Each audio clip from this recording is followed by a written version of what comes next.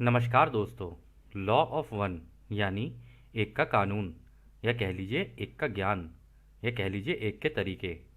यह उसका 29वां सत्र है जो कि फरवरी 23 1981 को रिकॉर्ड किया गया था।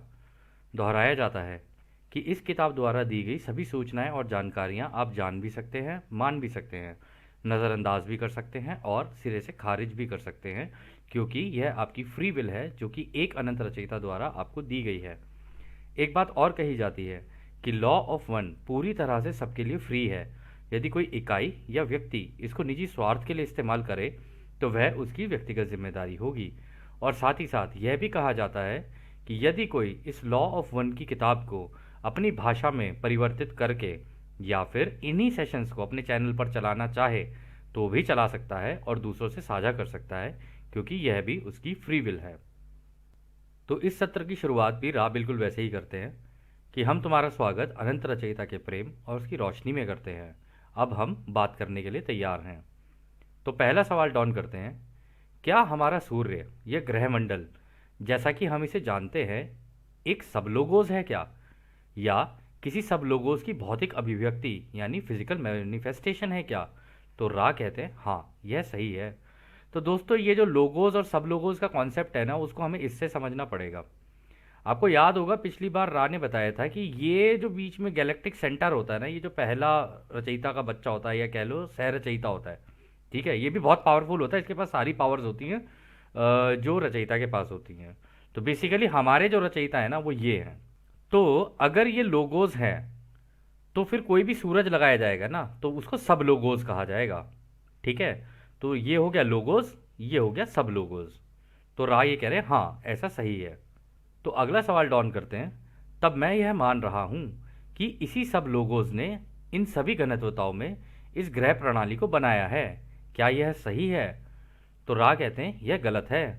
आपके सौर इकाई के उप लोगोस सूरज ने आपके लोगोस द्वारा पहले से गति में तय बुद्धिमान ऊर्जा के पैटर्न्स में प्रयोगों द्वारा उसके अवयव कंपोनेंट्स को विभिन्नता प्रदान करने की कोशिश की है। यह पैटर्न्स को बनाकर लोगोस ने बुनियादी स्थिति और कंपनता के दर को पूरे आकाशगंगा के अनुरूप बनाया है, जिसे आप प्रमुख आकाशगंगा कहते हैं। यानी कि आपके लोगोस ने बुनियादी पैटर्न्स बना दिए हैं जिससे कि थोड़े से विभिन्नताओं के साथ सारे आकाशगंगा में लागू किया गया है। तो दोस्तों, पता है वो यहाँ पे क्या कह रहे हैं? आपको याद होगा हमने कहा था कि ये जो लोगोस है ना, ये यहाँ से बना बना के ना इस तरीके से अपने ना इस ये स्पाइरल जैसे आपको दिख रही है ना, जलेबी की तरह यूं बनी हुई पूरी, तो इसके अंदर ये फेंकते रहते हैं ऐसे, अंदर से निकला एक बनाया एक, क्योंकि एक ब्लूप्रिंट होता है इनके पास, ठीक है, कि भाई मेरे को अपनी आकाशगंगा इस ब्लूप्रिंट के अकॉर्डिंगली बनानी है और इसके अंदर जितनी भी चीज़ें बनेंगी ना वो उस ब्लूप्रिंट के अकॉर्डिंगली ही बनेंगी, उसके जैसी ही बनेंगी। तो यहाँ से यहाँ फेंक दिया, यहाँ से यहाँ फेंक दिया, यहाँ से यहाँ फेंक दिया, इसी तरीके से फेंक फेंक के लगाते रहते हैं। और उनके आसपास के जो ग्रह भी होते हैं ना, वो यही कह रहे हैं कि उसका बेसिक जो ब्लूप्रिंट होगा, जैसे हमारे घर का ब्लूप्रिंट होता है ना, कि भाई खाका तैयार करके हमने कागज़ पे बना लिया, अब कागज़ पे बनाने के बाद उसको रियलिटी के अंदर हम लोग उसको लेकर आएंगे, ठीक है। तो वो कह रहे हैं कि उनको वहाँ लगा देते हैं। लेकिन ये जो सूरज होता है ना, ये सूरज अपनी रोशनी से उसके ऊपर डाल डाल के जो सब लोग हो जाइए, ये डाल डाल के उसके अंदर विभिन्नता लाता है। मतलब उसके अंदर अलग अलग कंपोनेंट्स ऐड करता है कि भाई ये इधर की चीज़ ऐसी होनी चाहिए, कहीं इतनी रोशनी होनी चाहिए, कहीं उतनी होनी चाहिए। तो वो चीज़ डिसाइड ये करते हैं। तो कहने का मतलब है क्रिएट करके इनको दे दिया और इनको ये कह दिया कि अब तुम्हारे पास भी फ्री विल है, तुम जैसा चाहो इस ग्रह को बना सकते हो और मतलब इस ब्लूप्रिंट के ऊपर तुम काम कर सकते हो। और साथ ही साथ इन ग्रहों को भी उनकी फ्री विल दे दी जाती है कि तुम जैसा चाहो अपने आप को ढाल सकते हो, लेकिन तुम जैसे भी अपने आप को ढालोगे ना, इस रोशनी का ही इस्तेमाल करके अपने आप को बनाओगे तुम। तो अगला सवाल डाउन करते हैं, तो क्या यह उपलोगोस जो हमारा सूर्य है वही उपलोगोस है, लेकिन सिर्फ आकाशगंगा के माध्यम से अलग अलग हिस्सों में प्रकट मैनिफेस्ट हो रहा है? क्या यह इस आकाशगंगा के सभी तारे हैं? तो रा कहते हैं कृपया ये सवाल पुनः पूछिए, मतलब दोबारा पूछिए। तो वो ये कह रहा था कि ये जो उपलोगोस मतलब जो सब लोगोस है हमारा, ये जो सन है, क्या ये इसी तरीके से तारों की तरह पूरी क्या कहते हैं इस आकाशगंगा में फैला दिए हैं इन्होंने बना बना के? तो रा कहते हैं एक बार जरा ये सवाल दोबारा पूछना। तो डॉन कहते हैं मैं यह कह रहा हूं कि मोटे तौर पर 250 अरब तारे या सूर्य हैं, जैसे कि हमारी प्रमुख आकाशगंगा है। क्या वह सारे तारे एक ही सब लोगों का हिस्सा है क्या? तो रा कहते हैं ये सभी एक लोगोस का हिस्सा हैं। आपका सौर मंडल, जैसा आप इसे कहेंगे, एक अभिव्यक्ति, एक मैनिफेस्टेशन है, एक सब लोगों की उपस्थिति के कारण कुछ हद तक और थोड़ा अलग है। तो वो कह रहे हैं कि देखो, उसको लगा कि ये सब लोगोस है डॉन को, तो उन्होंने कहा नहीं नहीं, ये सब लोगोस नहीं है, ये लोगोस है जो ये गैलेक्टिक सेंटर है, इसने ये सारे के सारे तारे लगा लगा के और अपनी रचना की है। ठीक है, और जितने भी लगाए हैं ना, सब में थोड़े थोड़े थोड़े थोड़े डिफरेंसेस। अब जैसे वही हो है दोस्तों, वही वाली बात है कि अब आप मान लो मूंग की दाल बना रहे हो, ठीक है, या कोई सब्जी बना रहे हो, उसके अंदर हल्का सा नमक ज़्यादा कर दिया, किसी के अंदर मिर्ची ज़्यादा कर दी, किसी के अंदर कुछ ज़्यादा कर दिया, किसी के अंदर कुछ ज़्यादा कर दिया। या आप कोई भी अपनी पर्टिकुलर लाइफ में कोई चीज़ कर रहे हो, उसके अंदर कम बढ़ती, हम लोग भी तो एक्सपेरिमेंट ही कर रहे होते हैं अपनी ज़िंदगी के अंदर। तो उसी तरीके से ये भी एक्सपेरिमेंट कर रहे थे, लेकिन इन्होंने मैनिफेस्ट किया, मतलब इन्होंने इसको रियलिटी में बना के यहाँ पे खड़ा कर दिया कि ये लो, हमने बना दिया ये। और दोस्तों आपको याद होगा, हमने पिछले सत्र में भी डिस्कस किया था कि 250 अरब तारे हैं, यानी 250 अरब जितने तारे हैं इतने न्यूरॉन्स भी हैं आपके दिमाग में। और उन तारों के, यानी उन सूरजों के, 250 अरब सूरजों के आसपास ग्रह कितने हैं उनका कोई काउंट नहीं है। और ये नंबर जो हम लोगों को लास्ट पता चला था वो करीब करीब 3 से 4 ट्रिलियन के करीब है। सॉरी, ये 3 से 4 ट्रिलियन नहीं, ये 300 से 400 ट्रिलियन के करीब है, इतने ग्रह हैं, कुछ ऐसा है नंबर। तो खैर, अगला सवाल डॉन करते हैं। अब ये सभी मुझे आश्वस्त होने दें कि मैं सही हूं। फिर हमारा सूरज इस प्रमुख आकाशगंगा के लोगोस का एक सब लोगोस है, क्या ये सही है? तो रा कहते हैं हाँ, अब तुम्हें समझ में आया, ये बिल्कुल सही है। तो उन्होंने वही कहा कि देखो, ये लोगोस है और जो सूरज होगा उसे सब लोगोस कहेंगे। तो आगे डॉन कहते हैं क्या कोई सब सब लोगो है जो हमारी ग्रह प्रणाली में पाए जाते हैं, जो हमारे सूर्य के लिए सब लोगो है? यानी वो ये कह रहे कि क्या कुछ ऐसा है कि भाई ये तो हो गए लोगोस, सूरज हो गया हमारा सब लोगोस, तो सूरज के जो इतने आसपास ये जो ग्रह लगे हैं, क्या इनको, अगर ये सब लोगोस है तो क्या उनको सब सब लोगोस कहा जाएगा? तो रा कहते हैं हाँ, यह सही है। तो दोस्तों इसका मतलब ये जो गैलेक्टिक सेंटर है ये हुआ हमारा मेन रचनाकार, मतलब ये हमारे रचयिता है। ठीक है, तो हमारी जो रचना हुई है, इस पूरी इस आकाशगंगा की रचना हुई है, हमारे मेन रचनाकार ये हैं, लेकिन इनके रचनाकार हैं अनंत रचयिता। ठीक है, अनंत रचयिता ने इनको रचा तो ये बन गए लोगोस। फिर इन्होंने सब लोगोस बनाया, यानी कि सूरज। सूरज के आसपास के जितने भी ग्रह लगेंगे, ये तो केवल हमारे आसपास के ही हैं, औरों के भी आसपास लगे होंगे, औरों के भी अलग अलग अलग अलग ऐसे लगेंगे।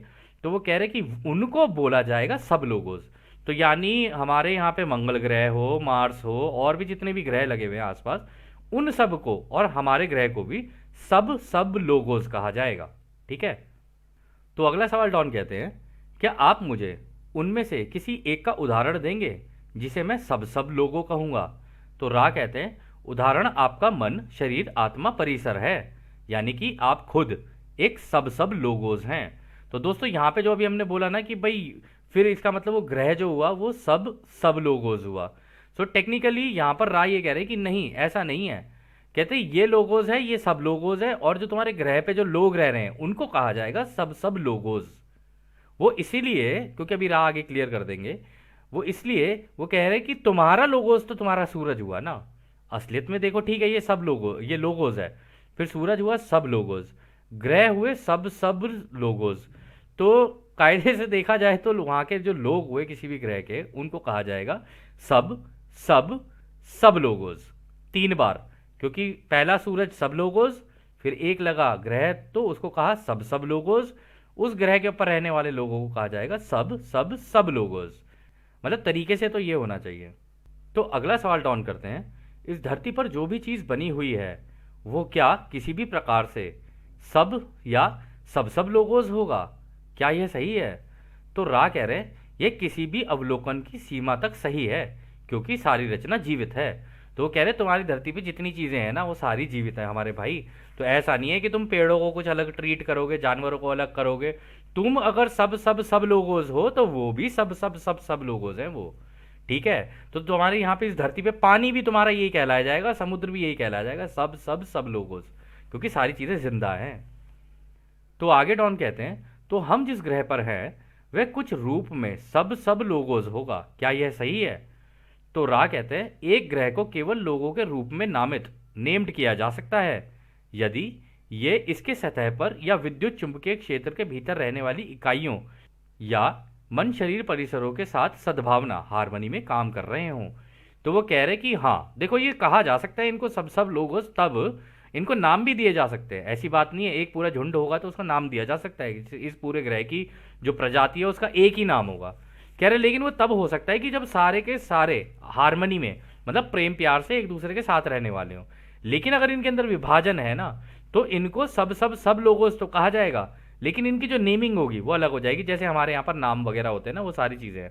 कह रहे लेकिन अगर इसके अंदर कोई झुंड बन गया हार्मनी में रहने वाला, तो उनको फिर प्रॉपरली सब सब सब लोगोस काउंट किया जाएगा और उनका भी कोई नाम हो सकता है।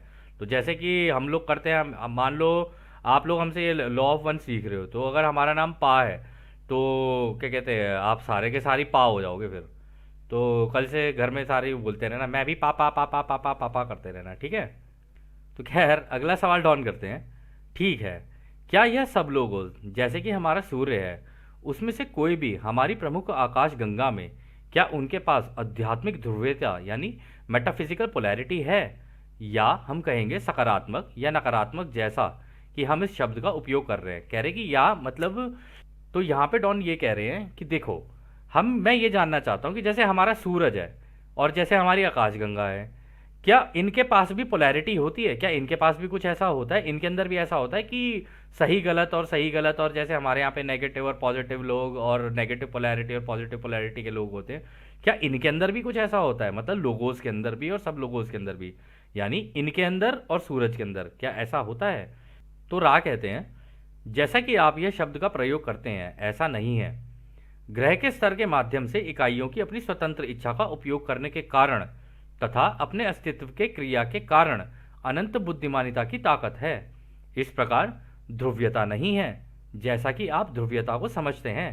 यह केवल तभी होता है जब ग्रह क्षेत्र मन शरीर परिसरों, विशेष रूप से मन शरीर आत्मा परिसरों के साथ सौहार्दपूर्ण हार्मोनिकली रूप से प्रभावित करना शुरू करता है और सभी ग्रहों के साथ परस्पर प्रभावित करने वाली इकाइयों के विचार परिसरों कॉम्प्लेक्सेस के कारण ग्रह इकाइयों की विकृतियां डिस्टॉर्शन स्वीकारी गई हैं। एक अनंत रचयिता की रचना में आप जैसी ध्रुवीयता नहीं है जैसे कि आप कह रहे हैं। तो दोस्तों यहाँ पे पता रा क्या जवाब दे रहे हैं? रा कह रहे हैं कि देखो दो तरीके की चीजें हो सकती हैं किसी भी ग्रह पे, मतलब किसी भी प्लैनेट के ऊपर। लोगों की सोच क्या है, मतलब वो उनको क्या अच्छा लग रहा है क्या नहीं अच्छा लग रहा है ना, ये जो ध्रुवीयता होती है ये केवल उसी के कारण होती है। लेकिन अगर आप इस अनंत रचयिता के बारे में बात करोगे ना, इन तरंगों के बारे में, ठीक है, ये जो तरंगे हैं, अगर तुम इसमें कह रहे हो कि इसके अंदर कहीं पे पोलैरिटी है कि भाई कहीं पे नेगेटिव है कहीं पे पॉजिटिव है, क्या रचयिता भी ऐसी है नेगेटिव और पॉजिटिव? तो कह रहे ऐसा नहीं है, रचयिता के अंदर कोई पोलैरिटी नहीं है, वो तो स्टिल है, न्यूट्रल है बिल्कुल ही, उनको कोई फर्क नहीं पड़ता इस चीज़ से। कह रहे कि ये तो फर्क इसलिए पड़ जाता है क्योंकि तुम देख रहे हो चीज़ों को, कहीं तुम एक दूसरे के साथ क्या कहते हैं प्रेम प्यार से रहोगे, कहीं तुम एक दूसरे से लड़ते रहोगे, और इन प्रेम प्यार और लड़ने का केवल एक ही कारण है कि तुम्हें क्या अच्छा लग रहा है क्या नहीं लग रहा है। हो सकता है तुम्हें सामने वाले की कोई चीज़ अच्छी ना लगती हो, इस कारण से तुम्हारे बीच में विभाजन है और इसी कारण से ये पोलैरिटी होती है। अदरवाइज रियलिटी में, ब्रह्मांड में, रचयिता के अंदर तो कोई पोलैरिटी नहीं है। तो खैर अगला सवाल डॉन करते हैं। धन्यवाद। कल आपने कहा था कि पहली घनत्वता में ग्रह शुरू से ही कालातीत यानी टाइमलेस स्थिति में होते हैं। क्या आप मुझे बता सकते हैं कि कैसे वो प्रभाव जिसका हम समय के रूप में मूल्यांकन अप्रिशिएट करते हैं वह अस्तित्व में कैसे आता है? तो यहाँ पे वो कह रहे हैं कि अगर आप ये कह रहे हो कि जो पहली घनत्वता है यानी ये पानी, हवा और आग और ये सारी जितनी भी चीज़ें हैं, आप कह रहे हो कि ये तो टाइमलेस स्टेट में होती है, मतलब ये तो चलती ही रहती हैं चलती ही रहती हैं, इनका कोई टाइम नहीं है, इनका कुछ ये कंटिन्यूटी में रहती हैं हमेशा। तो आप हमें बता सकते हो कि ये रियलिटी में, मतलब अस्तित्व में, मतलब वास्तविकता में कैसे आती हैं चीज़ें? मतलब आपने जैसे बताया कि पहले तो ये शुरू हो रही होंगी, जब शुरू हो रही होंगी तो उस टाइम पर क्या कहते हैं कंटिन्यूस स्टेट में अभी तो बनी रही है बनी रही है बनी रही है। तो वो ये कह रहे हैं कि ये अपने असली अस्तित्व में कैसे आती है, कि मतलब धरती बन जाती है, ये सारी चीज़ें हो जाती हैं, हवा बन जाती है, पानी बन जाती है, सारी चीज़ें कैसे बनती हैं? तो राइस का जवाब देते हैं, हमने अभी आपको प्रत्येक लोगों के अस्तित्व की स्थिति का वर्णन किया है। वह प्रक्रिया जिसके द्वारा स्थान समय निरंतरता कंटिन्यूम के रूप में आता है सावधानी पूर्वक निर्माण का कार्य है। हम कहेंगे पूर्ण या संपूर्ण कंपनता की दर, वाइब्रेटरी रेट्स, घनत्वताएं और ठहराव की योजना है। जब यह योजना प्रेम के विचार परिसरों में अच्छे से मिल जाती हैं, तब भौतिक अभिव्यक्तियां यानी मैनिफेस्टेशन प्रकट होना शुरू हो जाती हैं। यह पहली अभिव्यक्ति की अवस्था ही जागरूकता या चेतना है। एक पॉइंट जहां सब अच्छे से मिल जाते हैं या एकीकरण, कोएलेसेंस, सजीवता या अस्तित्व के बिंदु पर होता है, उस शुरुआत के बिंदु या स्रोत फाउंटेन हेड से स्थान समय की शुरुआत होती है और फिर अपनी सजीवता के स्क्रॉल को खोलना शुरू कर देता है। तो दोस्तों पता है यहाँ पे वो क्या कह रहे हैं? कह रहे हैं कि देखो ये होता तो बिल्कुल वैसे ही है जैसे कि ये हुआ हम लोगों ने यहाँ से, जैसे ये जो हमारे रचयिता हैं इन्होंने यहाँ से मान लो सूरज फेंका, फिर यहाँ से एक ग्रह लगा दिया। अब जब ग्रह लगाया शुरुआती दौर में, जैसे ही वो जाके ऑर्बिट में लगेगा, पहले वो उसी ऑर्बिट में फट जाएगा, वो मतलब यहाँ से रोशनी का आएगा बिल्कुल फट जाएगा। वो फटने के बाद फिर वो बाहर से अंदर की तरफ और खिंचना शुरू होगा और इधर से सूरज भी अपनी रोशनी उसे देता रहेगा। तो धीरे धीरे धीरे धीरे वो इकट्ठा होनी शुरू होंगी, चीज़ें बाहर से अंदर की तरफ इकट्ठा होनी शुरू होंगी। इधर से सूरज उसके ऊपर रोशनी मारता जाएगा मारता जाएगा मारता जाएगा, और धीरे धीरे धीरे इसी रोशनी का एक जगह कहीं कहीं पे कितनी इकट्ठी हो जाएगी, कहीं पे कितनी इकट्ठी हो जाएगी, कहीं पे कितनी इकट्ठी हो जाएगी, उसके हिसाब से जितना इनके आपस में प्रेम होता रहता है ना, उस प्रेम के कारण ये एक दूसरे से जुड़ना शुरू होती हैं। और जो सूरज अपनी रोशनी फेंकता है ना, ये वो प्रेम है रचयिता का। ठीक है, इनके अंदर भी प्रेम है, इन्होंने सूरज बनाया, अपना प्रेम इनको दे दिया, इन्होंने इनको दे दिया, तो उस प्रेम की वजह से आपस में एकजुटता बनती चली जाती है। ठीक है, और आपने नोटिस भी किया होगा हमारी मतलब एक नेचुरल हमारा भी अगर बिहेवियर देखा जाए, जहां हमें प्रेम मिलता है ना, हम उस जगह जुड़ना चाहते हैं, मतलब उस जगह ऑटोमेटिकली हमारा खिंचाव होने लग जाता है, हमें अच्छा लगता है उस प्रेम की उस वाइब्रेशन के अंदर। तो वो इसमें उन्होंने ये चीज़ भी कही है, वाइब्रेशन वाली बात भी कही है कि होता क्या है कि जब ये चीज़ें बन रही होती है ना, तो ये बनते बनते बनते बनते इनके अलग अलग कंपनताएं बनती चली जाती हैं कि जैसे पहली घनत्वता होगी वो अलग अलग लेवल पे कांप रही होगी, दूसरी घनत्वता होगी वो अलग अलग लेवल पे कांप रही होगी, तीसरी घनत्वता होगी वो अलग अलग लेवल पे कांप रही होगी, चौथी घनत्वता जो है वो भी अलग अलग लेवल पे कांप रही होंगी। तो ऐसा नहीं है इस प्लेनेट के ऊपर चौथी घनत्वता अब आएगी, चौथी घनत्वता तो पहले से ही मौजूद है, लेकिन अभी हमें नहीं दिख रही है। ये जो सतयुग और इन सब चीज़ों की बात होती है ना, ये मौजूद तो रहती है हमेशा, लेकिन दिखती नहीं है। जब इनकी कंपनता, सूरज की रोशनी तेज होनी शुरू हो जाती है, गैलेक्टिक सेंटर बड़ी तेजी से यहाँ से ऊर्जाएं फेंकते हैं, और जब ये फेंकेंगे यहाँ से, ये सूरज की तरफ फेंकेंगे, सूरज तेजी से इनकी तरफ फेंकने लग जाता है, और जब तेजी से फेंकने लगेगा तो धीरे धीरे वो वाली कंपनता जो है ना, वो अपने आप को प्रकट करना शुरू कर देती है। और जैसे ही प्रकट करना शुरू करती है, तो आपको याद होगा राने का था, फिर उसके नीचे की जितनी घनत्वता है ना, वो सारी बंद हो जाएंगी।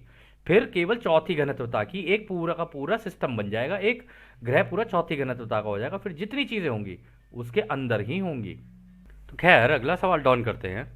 जैसे प्रेम कंपनता पैदा करता है, मैं पहले यह स्टेटमेंट करना चाहूँगा, मैं मानता हूँ कि प्रेम फोटॉन बनाने के उद्देश्य से स्थान समय के भीतर कंपनता पैदा करता है। क्या यह सही है? तो राह कहते हैं हाँ, यह अनिवार्य रूप से सही है। तो वो कह रहे कि ये बेसिकली ऐसे ही होता है, डॉन भी समझ गया इसको, इसके पीछे की साइंस को, कि शुरुआत एक फोटॉन से होती है, फिर ऐसे करके और ऐड होते चले जाते हैं और एक जगह पे इकट्ठे हो जाते हैं, फिर उससे क्या कहते हैं, जैसे सूरज बन जाएंगे, अगर एक जैसे हुए तो सूरज हो जाएंगे, उनके अंदर थोड़े थोड़े पैटर्न चेंज होते रहेंगे तो ग्रह बन जाएंगे, और गैलेक्टिक सेंटर तो खैर बनता ही इसी से ही है। तो आगे डॉन सवाल करते हैं, फिर प्रेम का निरंतर इस्तेमाल, मुझे लगता है कि यह सब लोगोज या एक शब्द लोगोज द्वारा की निर्देशित है। प्रेम के इस निरंतर इस्तेमाल से इन कंपनताओं का घुमाव, रोटेशंस ऑफ दिस वाइब्रेशन बनता है, जो कोणीय वेग के अलग अलग इकाइयों में है, which are in discrete units of angular velocity. यह तब हमारे भौतिक भ्रम में रासायनिक तत्वों का निर्माण करता है, और मैं मानूंगा दूसरे में तत्व, या जिसे हम गैर भौतिक या भ्रम में अन्य घनत्वता कहते हैं। क्या यह सही है? तो राह कहते हैं लोगोस सभी घनत्वता बनाता है। आपका प्रश्न अस्पष्ट था, हालांकि हम कहेंगे कि लोगोस स्थान समय घनत्वता और साथ में समय स्थान घनत्वता दोनों का निर्माण करता है। तो दोस्तों वो यही कहना चाह रहे हैं, यहाँ पर सवाल भी उसने यही पूछा, तो मेरे को ऐसा लग रहा है कि यहाँ पे जैसे ये है ना, क्या कहते हैं, एंगुलर वेलोसिटी जो उसने नाम लिया, कि ये जो लोगोस है ना, यही लगता है ऐसे घुमा घुमा के यहाँ फेंकते होंगे चीज़ें, मतलब जैसे ये सूरज लगा दिए घुमा घुमा के, यहाँ पे ग्रह लगा दिए, उनका खाका तैयार किया बेसिकली, फिर उसके ऊपर सूरज की रोशनी पड़ पड़ के वो फोटॉन्स उन पर पड़ते रहेंगे। अब इससे उनका निर्माण हो जाएगा। तो यहाँ पे भी रा ने यही कहा कि हाँ, ये काफ़ी हद तक बिल्कुल सही है तुम्हारा कहना, लेकिन तुम्हें ये नहीं पता है कि जब इसकी एक कॉपी जो है ना, इसकी एक कॉपी हमेशा दोनों यहाँ पर रहेगी गैलेक्टिक सेंटर में। तो इसी को वो ये कह रहे हैं कि वो स्थान समय यानी जो जगह है यहाँ पर भी बनाते हैं, और समय स्थान पर यानी जहाँ से वो निकला है वहाँ पर भी बनाते हैं। इसका मतलब ये है कि इसकी एक कॉपी यहाँ पर भी रहेगी, इसकी एक कॉपी यहाँ पर भी रहेगी, ठीक है, और यहाँ से उस कॉपी की एक इमेज यहाँ पर आ जाएगी। इस तरीके से काम चलता है। तो खैर आगे डॉन सवाल करते हैं, जो मैं मान रहा हूँ वह यह है कि यह घुमाव कंपनता के परिमाणित वृद्धिशील घुमाव the quantized incremental rotations of the vibrations यह घनत्वता की सामग्री के रूप में दिखाई देता है। क्या यह सही है? तो रा कहते हैं हाँ, यह अनिवार्य रूप से सही है। तो वो ये कह रहे हैं कि ये जो वाइब्रेशंस जो रोटेशन चलती रहती है ना इन वाइब्रेशंस के अंदर, मतलब अगर आप इन तरंगों को देखोगे ना, ये आपस में इधर उधर इधर उधर इधर उधर घूमती रहती हैं, और ये होती हैं फोटॉन्स के अंदर। तो होता क्या है कि जब ये घूमती रहती है, इनके साथ और भी नए नए फोटॉन्स ऐड होते रहते हैं, ऐड होते रहते हैं, होते रहते हैं, उनके अंदर भी अलग अलग लेवल पे घूम रही होती है, इकट्ठी होके एक जगह पे फिर एक रचना कर देती हैं, जो चीज़ें हमें दिखने लग जाती हैं। लेकिन वास्तविकता में उसके अंदर इस तरीके की तरंगे होती है रोशनी की। क्या ये सही है? तो रा कहते हैं हाँ, ये अनिवार्य रूप से सही है। तो आगे डॉन कहते हैं, खैर तो इन घुमावों रोटेशंस के कारण इन कणों की एक आंतरिक गति होती है जो स्थान समय की प्रगति की दिशा में विपरीत होती है, जिस तरह से मैं इसे समझता हूँ। और यह आंतरिक प्रगति तब हमारे द्वारा देखी जा सकती है जिसे हम गुरुत्वाकर्षण कहते हैं। क्या यह सही है? तो रा कहते हैं नहीं, ये गलत है। तो उसको लग रहा था डॉन को कि ये जो गुरुत्वाकर्षण है ना, उसका रीज़न भी शायद यही है, रोटेशन की वजह से शायद ऐसा होता होगा कि भाई मान लो अगर ये क्या कहते हैं एक सूरज है या ये धरती है, ऊपर से शायद इस तरीके से चलती होगी, अंदर ही अंदर खिंचती रहती होगी ये सारी की सारी, इस वजह से गुरुत्वाकर्षण है। तो रा कह रहे हैं नहीं नहीं, ऐसे नहीं है, ये गलत है। तो डॉन कहते हैं तो क्या आप मुझे बता सकते हैं कि गुरुत्वाकर्षण यानी ग्रेविटी कैसे होता है? तो रा कहते हैं जिसे आप गुरुत्वाकर्षण या ग्रेविटी के रूप में बोलते हैं उसे आंतरिक प्रकाश प्रेम की ओर दबाव के रूप में देखा जा सकता है। प्रकाश की कुंडलीदार रेखा की ओर खोज जो रचयिता की ओर बढ़ती है, यह एक आध्यात्मिक घटना या जीवित रहने की स्थिति का प्रकटीकरण मैनिफेस्टेशन है। तो वो यही कह रहे हैं दोस्तों कि जब मान लो, अभी हम एक उदाहरण लेके चलते हैं इसमें, रुको। तो दोस्तों आप ना इस इमेज को देखना, इस इमेज के अंदर यदि आप देखें तो ये जो गुरुत्वाकर्षण का जो कारण है ना, वो ये है कि ये जितनी भी चीज़ें हैं ना अंदर की तरफ इधर से चल रही होती हैं, इधर से भी बाहर चल रही होती है, मतलब अंदर की तरफ खिंचाव होता है ग्रह के अंदर, और ये सारी तरंगे ना ऊपर से नीचे की तरफ ऐसे यूँ आ रही होती है, ठीक है, और ऐसे घूम के फिर यहाँ से निकल के फिर दोबारा ऐसे अंदर जा रही होती है।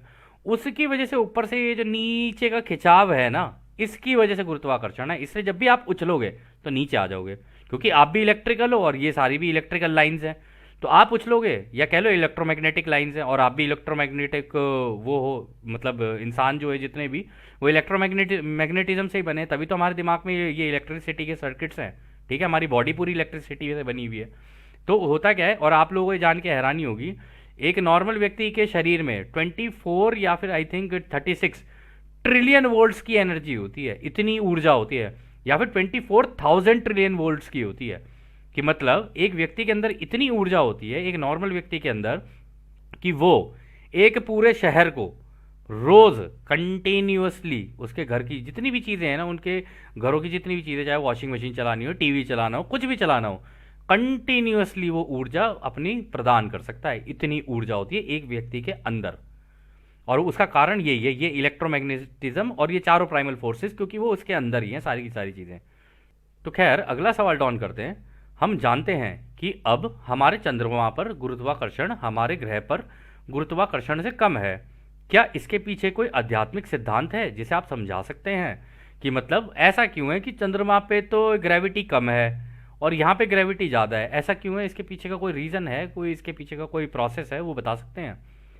तो रा कहते हैं आध्यात्मिकता और भौतिकता दोनों अलग अलग नहीं हैं।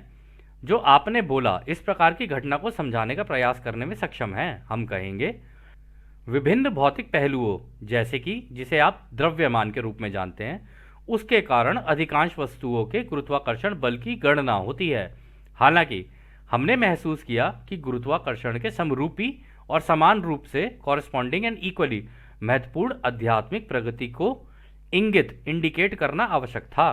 तो वो ये कह रहे हैं कि देखो ये हो सकता है कि वहां पर जो ऊर्जा चल रही हो, वहां पे ऊर्जा का जो वेग है, मतलब जो उसकी उसकी लिमिट है, वो थोड़ी सी कम कर रखी हो, क्योंकि तो एक्सपेरिमेंट चल रहा है। कह रहे कि वहां पे कम होने के कारण ये जो ऊर्जा होती है ऊपर से नीचे जाती हुई और फिर यूं निकल के फिर ऊपर से दोबारा घूम के अंदर जाती हुई, कह रहे उसके कारण ऐसा होता है कि वहां पर हो सकता है कम हो, इस वजह से वहां पे ग्रेविटी जो होगी कम होगी।